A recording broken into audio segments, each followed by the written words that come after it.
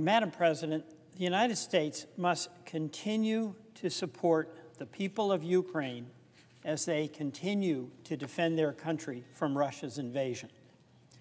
The support provided by the United States has been indispensable in thwarting Russia's advances, but Ukraine needs continued assurances today and tomorrow that this support will continue. There will be policy shifts in the next Congress and with the next administration, but we can't abandon our fundamental support for Ukraine. Doing so would be existential for the Ukrainian people, dangerous for Europe, and dangerous for the United States. Allowing a large country to invade its smaller neighboring country with impunity clears a path for authoritarian leaders with similar aspirations, and it sends the message that these actions are acceptable. Left unchecked, these violent actions threaten America's partners and allies. Madam President, we are at an inflection point. The President-elect has praised Vladimir Putin, the man waging an unjust war against Ukraine, for being a strong leader. He called him a genius and savvy and said, "I get along with him great. He liked me. I liked him." Madam President, I struggle to find common ground or agreement with someone who gets along with one of America's most ruthless adversaries. But I hope we can all agree that America's security is inseparable from the security of Europe. Republicans and Democrats alike have always recognized that, and I want to pay tribute to many of my Republican colleagues for their stalwart continuation of support for Ukraine to defend itself. We must all stand up against a brutal authoritarian who has sparked a war that has killed and wounded 1 million people and displaced millions more, killed dissidents, stolen children, and imprisoned journalists, civil rights advocates, and political opponents.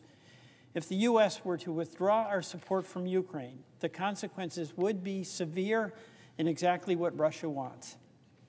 Madam President, the Ukrainian people are doing their part. They are fighting to defend their territory and Ukraine's sovereignty with every ounce of strength in every part of Ukraine. And they fought back against Russian aggression since 2014, when Russia invaded and annexed Crimea. The Ukraine people have been steadfast and resilient in protecting their land, their culture, and their heritage. But Ukraine isn't only fighting. They are also reforming and strengthening their country. Since 2014, Ukraine has adopted anti-corruption reforms and continues to advance its efforts, including strengthening Ukraine's constitutional court and judicial reforms and cracking down on unauthorized trade. To date, this is really good news. There have been no credible allegations of corruption associated with international donor support. And in the midst of this brutal war, Ukraine's economy is tenaciously strong. Despite the war, Ukraine's GDP growth is reportedly up 5% from last year.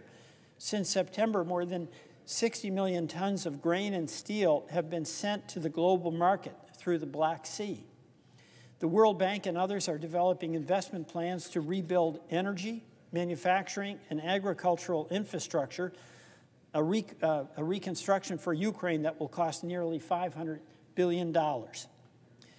We must be firm in our military, economic, and humanitarian assistance for Ukraine, and equally unequivocal in imposing consequences for Russia's aggression. United States, European, and global support for Ukraine must continue.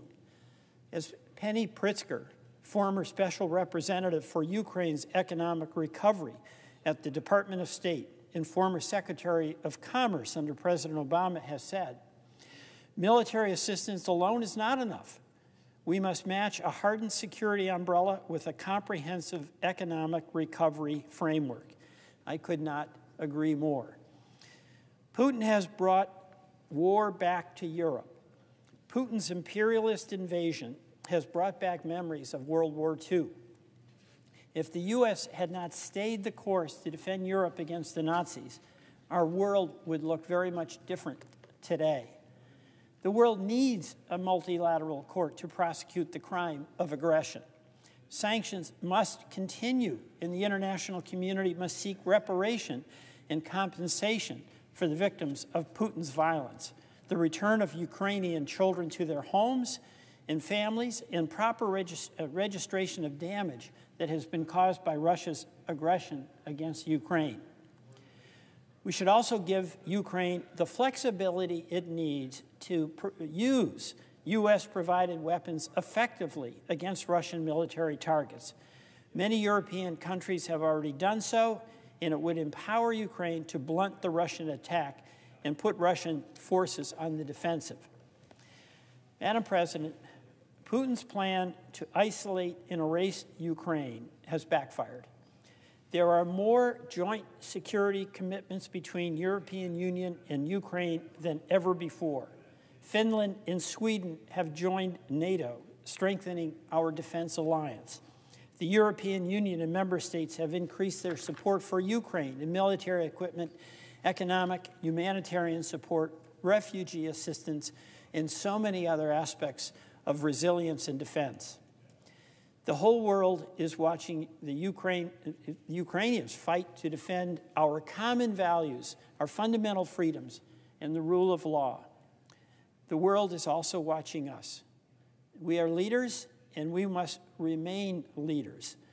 We are not naive to the challenges ahead for Ukraine, but if we walk away now, we may seal Ukraine's fate.